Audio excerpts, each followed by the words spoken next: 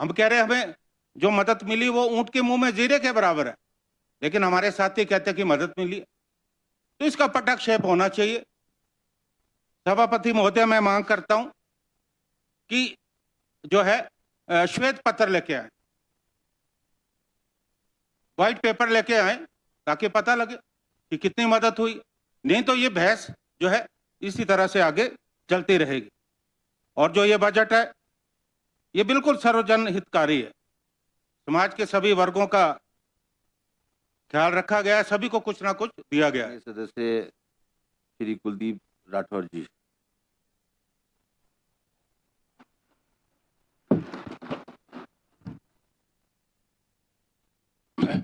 धन्यवाद उप सभापति महोदय।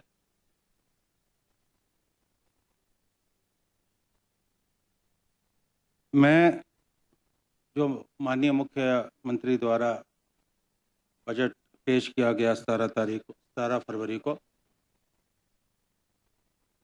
उस बजट के पक्ष में बोलने के लिए खड़ा हूँ। ये बजट बड़ी विषम परिस्थितियों के बाद जो है आया है। सभापति महोदय, आप जानते हैं कि प्रदेश में बहुत बड़ी विपदा आई, हमारा हजारों करोड़ का नुकसान हुआ और हिमाचल लगभग 1 दशक पीछे चला गया। जरूरत इस बात की थी कि जो प्रभावित परिवार है उनकी मदद की जा सके, पुनर्निर्माण का काम किया जा सके। और जो ये परिस्थिति आई, जो ये आपदा आई, शायद हम सब लोगों ने अपने जीवन में ऐसा मंजर पहले कभी नहीं देखा। तमाम कई जगह पे सड़कें हमारी टूट गई थी, पुल बह गए थे, मकान ध्वस्त हो गए थे। लेकिन ऐसी विषम परिस्थितियों में भी सरकार ने बहुत अच्छा काम किया। किसी भी सरकार का आकलन विषम परिस्थितियों में होता है। जब सामान्य परिस्थिति हो तो प्रशासन और शासन चलता है। ऐसी परिस्थिति में जबकि लगातार प्रदेश में लगातार बारिश हो रही थी, भयानक बारिश हो रही थी, नुकसान हो रहा था, सरकार ने मोर्चा संभाला। और मैं सेब बहुल क्षेत्र से आता हूं और बागवानों की सबसे बड़ी चिंता थी कि सेब को मार्केट तक कैसे पहुंचाया जाए। आप जानते हैं उपसभापति महोदय, सेब हमारी आर्थिकी का आधार है। हमारी जो है 7 से 8 हजार करोड़ की जो अर्थव्यवस्था है वो बागवानी पे निर्भर है। उस पे आ रहा हूं। सरकार ने जो है मजबूत निर्णय लिए। मेरे साथी भी बैठे हैं जो चौपाल से विधायक हैं। हर सड़क खुली और कोई ये नहीं कह सकता कि उस आपदा के दौर में हमारी एक भी सेब की पेटी जो है घर में रही हो। पूरा का पूरा सेब जो है मार्केट पे पहुंचा। ये बहुत बड़ी बात है। और जो जिन लोगों के मकान क्षतिग्रस्त हो गए थे, उस रिलीफ मैनुअल को सरकार ने बदला। पहले जो राशि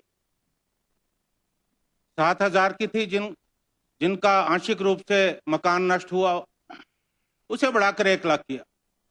और जिनके मकान पूर्णतया नष्ट हुए, उस राशि को बढ़ाकर 1,30,000 से जो है 7 लाख किया गया। और ये पैसा जो है प्रभावित परिवारों तक जो है पहुंचा। हम जानते हैं कि अगर इतनी बड़ी आपदा नहीं आती तो शायद जितना पैसा पुनर्निर्माण या रेस्टोरेशन में खर्च किया जा रहा है, हम विकास के कामों को आगे बढ़ा सकते थे।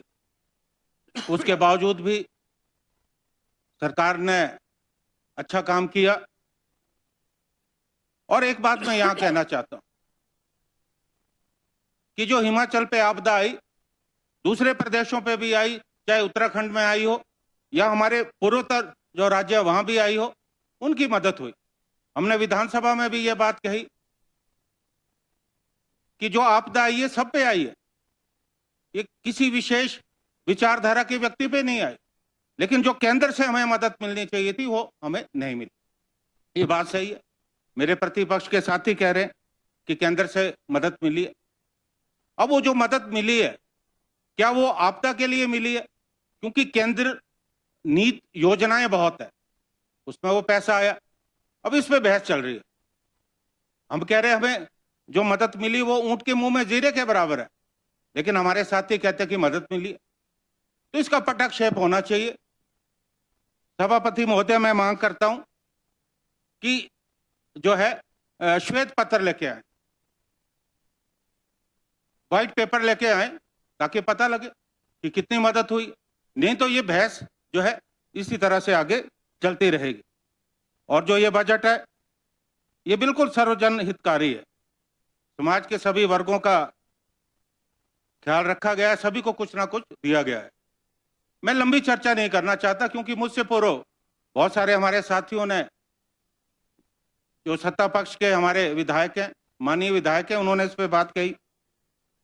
बजट में युवा हो, बुजुर्ग हो, महिलाएं हो, किसानों का ख्याल रखा गया। और किसानों के लिए, बागवानों के लिए तो सबसे बड़ी सौगात लेकर जो है ये सरकार आई। बरसों से मांग थी कि सेब वेट के हिसाब से बिकना चाहिए। बरसों से ये मांग थी कि यूनिवर्सल कार्टन आना चाहिए। और मैं बधाई देना चाहता हूं सरकार को, इस बजट में घोषणा हुई है। और बरसों से जो किसान और बागवानों की मांग थी यूनिवर्सल कार्टन की, वो पूरी हुई है। और निश्चित तौर पे इसका जो फायदा है वो हमारे किसान और बागवानों को होगा। हॉर्टिकल्चर टूरिज्म की बात कहेगी। देखिए, हमारी अर्थव्यवस्था के दो आधार है, हमारा हॉर्टिकल्चर और हमारा टूरिज्म। और अच्छा है कि बजट में जो है इसे जो है शामिल किया गया है। सभापति महोदय, अभी टूरिज्म को बढ़ाने के लिए जो है 16 प्रस्तावित जो हेलीपोर्ट है, क्योंकि हमें मालूम है कि सड़क बनाना बहुत महंगा पड़ता है। अगर हेलीपोर्ट की सुविधा होगी तो ज़्यादा से ज़्यादा हमारे जो पर्यटक हैं वो हमारे प्रदेश में आएंगे। तो 16 जो क्षेत्र प्रस्तावित हैं, मुझे उम्मीद है कि आने वाले समय में मेरा जो चुनाव क्षेत्र है वहाँ जो नारकंडा है, बहुत खूबसूरत पर्यटन स्थल है, उसे भी जो है इसमें शामिल किया गया। और पिछली बार हम नशे को लेकर संकल्प पत्र लेकर आए थे। इस वक्त मैंने एक बात कही थी कि यहाँ चर्चा होती है कि ठीक है, हमने तरक्की की, स्कूल, कॉलेज, बड़े बड़े इंस्टीट्यूशन बन रहे हैं, आगे भी बनेंगे। लेकिन मैंने एक बात उस समय कही थी कि हमें युवा पीढ़ी को बचाने की जरूरत है, क्योंकि लगातार हिमाचल में नशा बढ़ रहा है। तो हम संकल्प पत्र लेके आए और सरकार ने बहुत अच्छा निर्णय लिया कि आदर्श नशा निवारण केंद्र जो है स्थापित किया जाएगा। लेकिन अभी जो प्रदेश में जो नशा निवारण केंद्र चल रहे हैं, ये जानने की जरूरत है कि वास्तव में वो कितने सार्थक है। तो ये भी सरकार ने बहुत अच्छा काम किया है। और एक मैं बधाई देना चाहता हूं, जो बेसहारा पशुओं की समस्या के निदान के लिए स्टेट लेवल टास्क फोर्स बनाई। अध्यक्ष, सभापति महोदय, मैं ये कहना चाहता हूं कि जब मैं विधायक बना, मैंने काफी समय से मैं देखता था कि जो बेसहारा पशु है सड़कों में विचरते हैं और कई जगह पे हमारे जो बागवान हैं उन्होंने फसलें, पेड़ लगाना छोड़ दिया था। मैंने निर्णय लिया और सैंज में हमने जो है गौशाला का निर्माण किया, जो लगभग बनकर तैयार है।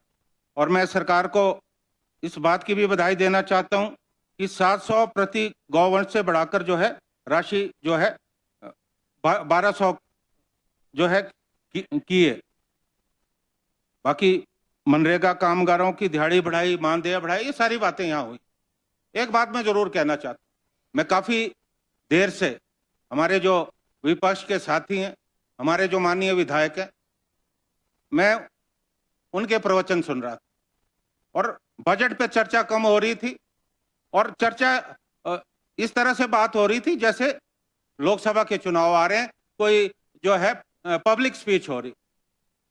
हम भी जानते हैं कि लोकसभा के चुनाव आ रहे हैं। अब आपने बात कही गारंटियों की, हम भी आपसे पूछना चाहते हैं कि जो लोकसभा चुनाव से पूर्व जो आपका संकल्प पत्र था उसका क्या हुआ? संकल्प पत्र में कहा गया था कि 2 करोड़ हर साल रोजगार मिलेंगे, तो कायदे से कितने रोजगार होने चाहिए? वो रोजगार कहां गए? उल्टा जो है हजारों युवाओं की छटनी होगी इस देश में। हम ये पूछना चाहते हैं कि काला धन लाने की बात हुई थी, हर खाते में 15 लाख देने की बात हुई थी, कहां गया आपका संकल्प? आप उस पर भी सोचिए ना, उस पर कोई चर्चा नहीं हो रही। सभापति महोदय,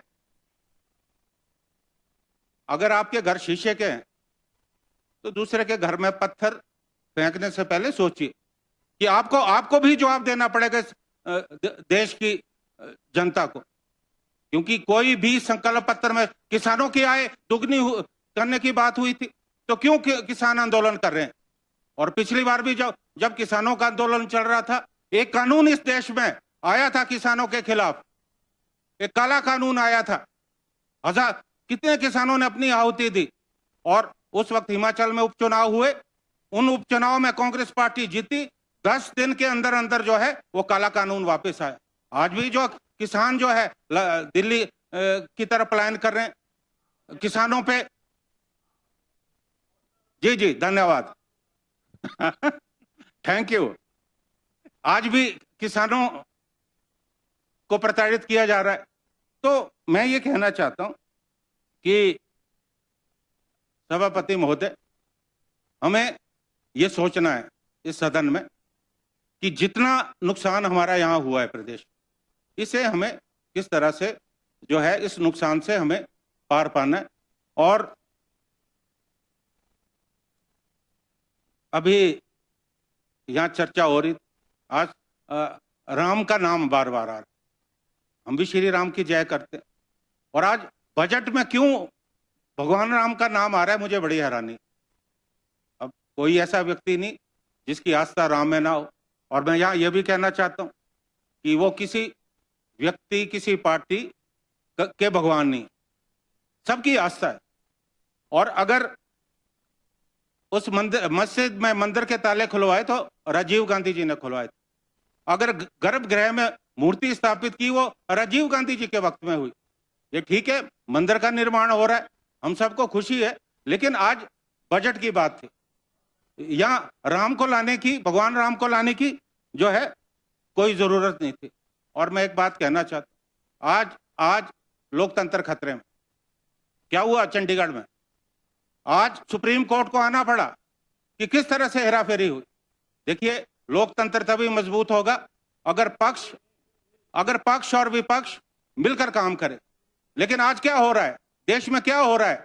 जो आपका विरोध कर रहे हैं उनके पीछे ईडी लगा दी जाती, उनके पीछे सीबीआई लगा दी जाती। क्यों हो रहा है?